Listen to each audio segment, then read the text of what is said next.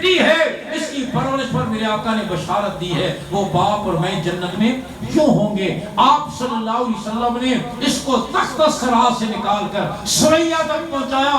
آج پھر ہم نے اس معاشرت کو چھوڑ کر اس کو ذلیل کر دیا ہے اور ایک ایک عضو کو اس نیلام کر دیا ہے، ماچس کی ڈبیا سے لے کر سائن بورڈ تک۔ یاد رکھیں آج اس گئے گزرے دور میں بھی میں نسبت میں بات کر رہا ہوں، حضور کی نسبت کی وجہ سے آپ بوڑھوں اور جوانوں جنت کی زندگی گزار رہے ہیں۔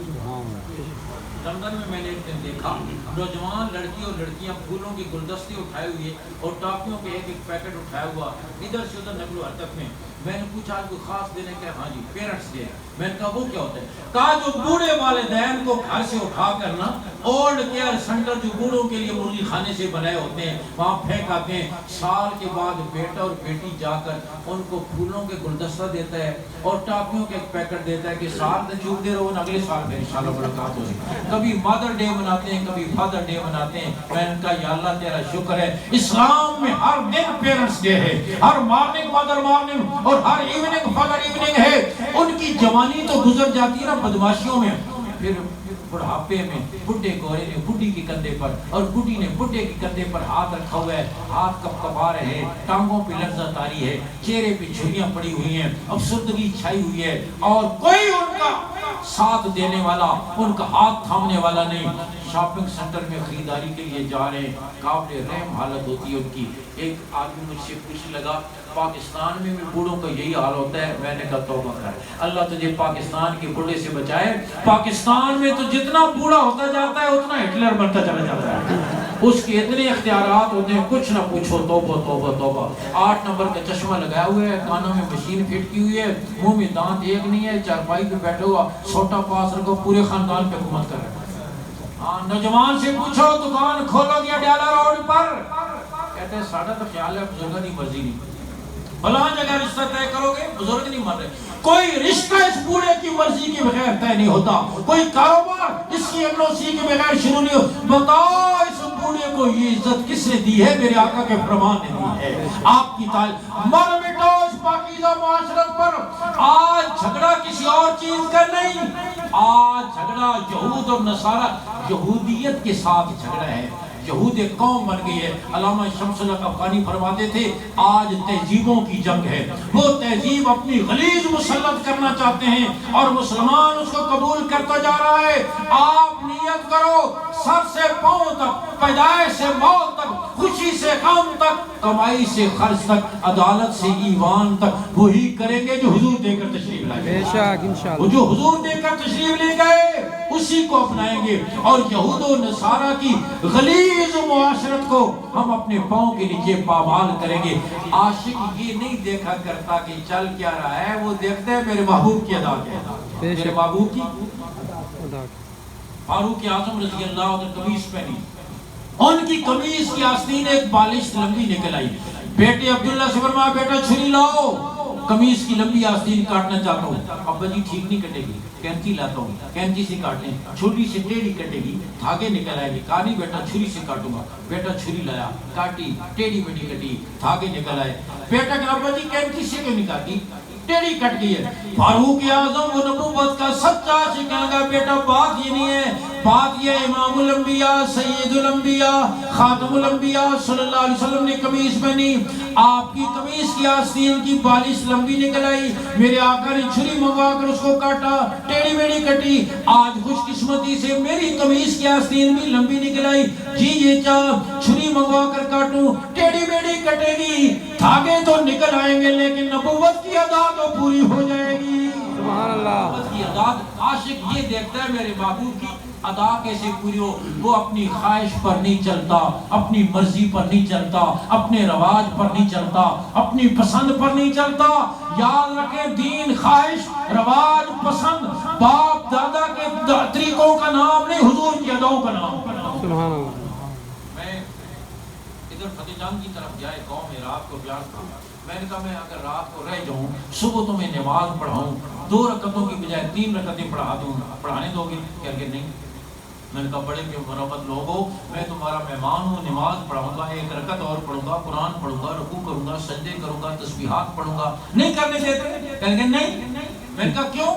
سامنے کو بابا بیٹھا ہوا تھا، کہنے کا کل 3 پڑھا سو تو پھر پرسوں 4 پڑھا سو، یا اگلے دن 5 پڑھا سو، پھر یہ دین تو نہ رہا ہے، تو کچھ بڑی۔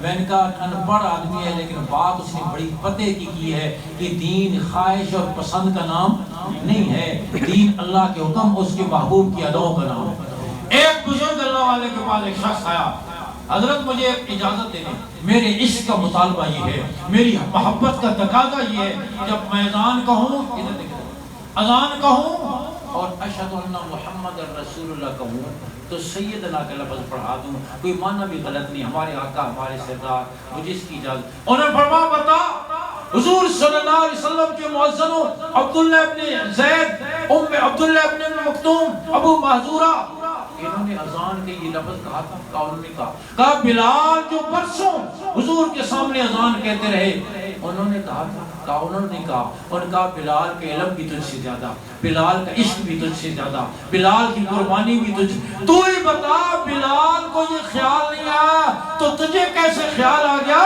تو ہی بتا بلالی اذان اچھی ہے یا خیالی اذان اچھی ہے؟ بولو پیالہ روڈ والا تم بتاؤ، بلالی ذرا اونچی آواز سے کہو، بلالی اچھی ہے یا؟ اور بلالی اذان کہاں سے شروع ہوتی ہے اللہ اکبر اور کہاں ختم ہوتی ہے؟ لا الہ الا اللہ محمد رسول اللہ، ٹھیک ہے، لا الہ الا اللہ محمد رسول اللہ پر ختم ہوتی ہے، ہاں لا الہ الا اللہ کلمہ نہیں پڑھنے دیتے پورا؟ نہیں۔ فقہا فرماتے ہیں اگر کسی نے پورا کلمہ پڑھ لیا یہ اذان دورانی پڑے گی، حالانکہ اس نے وہ کلمہ پڑھا ہے، کافر کو نصیب ہو جائے زندگی بھر کے گناہ معاف ہو جائیں، مرتے وقت نصیب ہو جائے۔ میرے آقا نے فرمایا من کان آخر کلام ہی لا الہ الا اللہ دخل الجنہ، ماضی کے سین کے ساتھ فرمایا سمجھو جنت میں چلا گیا، لیکن فرمایا اذان دورانی پڑے گی، کیوں؟ یہ وہ اذان نہیں رہی جو رب نے بھیجی ہے، جو میرے نبی نے سکھائی ہے، جو صحابہ نے کہی ہے، حالانکہ اس نے کلمہ پڑھا ہے۔ جب اتنا اضافہ بھی اللہ کو پسند نہیں ہے، اس لیے کہ میرا رب اپنے محبوب کے نمونے کے خلاف کوئی عمل قبول نہیں کرتا۔ آپ نے دردی کو کپڑا دیا، نمونے کی قمیص دی، اس قمیص کے مطابق، ہاں آپ نے نمونے کے مطابق قمیص بنا لی، عید سے ایک دن پہلے آپ شام کو لینے کے لیے گئے، ساری قمیص اس نے نمونے کے مطابق بنائی، ایک آستین اس نے ایک بالش لمبی کر دی، لے سنے چپ کر کے، اور لمبی کی تھی، اس نے چھوٹی تو نہیں نا، جتنا گڑ پاؤ اتنا میٹھا، ہاں لمبی تو کی ہے نا، ہم تو یہی کہتے ہیں چنگی شاید ہے، آپ لے لو گے اس کے منہ پر مارو گے، بڑا قسم ہوں آپ نے بولی ساڑھے کم دی نہیں ہوئی، تجھے نمونہ دیا تھا تو اندھا تھا۔ یاد رکھو ہمارے دیے ہوئے نمونے کے خلاف کوئی چند انچ آگے پیچھے کر دے ہم اس کو قبول نہیں کرتے۔ میرا رب قیامت کے دن اپنے محبوب کے نمونے کے خلاف عمل کیسے قبول کرے؟ اس لیے نیت کرو کہ انشاءاللہ حضور کی اداؤں کو اپنائیں گے، آپ صلی اللہ علیہ وسلم کی نسبت والی ایک ایک چیز کو اپنائیں گے، اپنے گھروں میں لائیں گے، زندگیوں میں لائیں گے، اور آپ یقین کرو حضور کی ادائیں زندہ ہوں گی، گھر جنت کے نمونے بن جائیں گے، بازار اتنی رحمتیں آئیں گی سنبھالی نہیں جائیں گی۔ حضور صلی اللہ علیہ وسلم کی اداؤں کو نیت کرو۔ آج اس پروگرام میں جس نبی نے مجھے آپ کو فرش پہ نہیں بھلایا، عرش پہ نہیں بھلایا، ممبر پہ نہیں بھلایا، محراب میں نہیں بھلایا، سجدوں میں نہیں بھلایا، میدان حشر میں نہیں بھلائیں گے، نیت کرو انشاءاللہ ہم بھی نہیں بھلائیں گے، پکی نیت کر کے جاؤ۔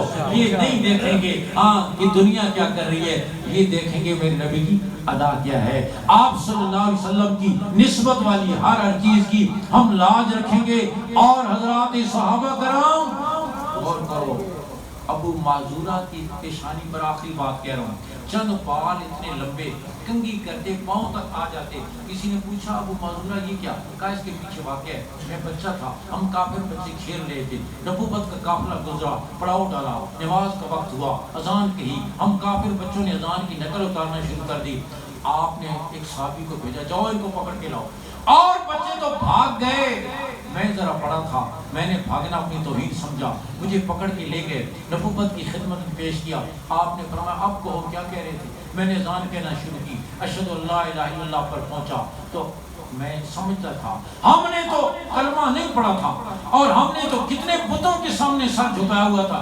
اس جملے کو میں نے گول کرنے کی کوشش کی، اشہد ان محمد رسول اللہ پر پہنچا. اس جملے کو بھی میں نے پست آواز میں، رحمت دو عالم صلی اللہ علیہ وسلم نے مجھ سے فرمایا آواز کو بلند کر اور یہ کلمے دوبارہ کہے کہ توحید اور رسالت کے اقرار ہی تیرے کفر و شرک کے درد کو دور کرے گا. ابو معذورہ فرماتے ہیں میرے آقا نے رحمت والی انگلیاں جن سے چاند کی طرف اشارہ فرمایا تو چاند کے 2 ٹکڑے ہو گئے. ابو ہریرہ کے سینے پر پڑی، ابو ہریرہ کے سینے میں علم کے سمندر ٹھاٹھے مارنے لگ گئے. میرے آقا نے رحمت والی انگلیاں میرے بالوں پر رکھ کر مجھے اذان سکھلائی. ابو معذورہ فرماتے ہیں برسوں گزر گئے اس واقعے کو، اللہ نے مجھے ایمان کی دولت بھی دے دی لیکن آج تک میری ایمانی غیرت اس کی اجازت نہیں دیتی کہ میرے جن بالوں پر میرے آقا کا ہاتھ لگ چکا ہے میں نے کاٹ کے گندی نالی میں پھینکوں.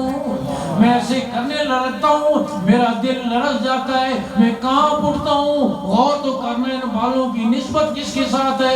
امام الانبیاء صلی اللہ علیہ وسلم. غور کرو ابو معذورہ کے بالوں پر ایک لمحہ کے لیے رحمت والا ہاتھ رکھا، ساری زندگی نہیں کاٹا.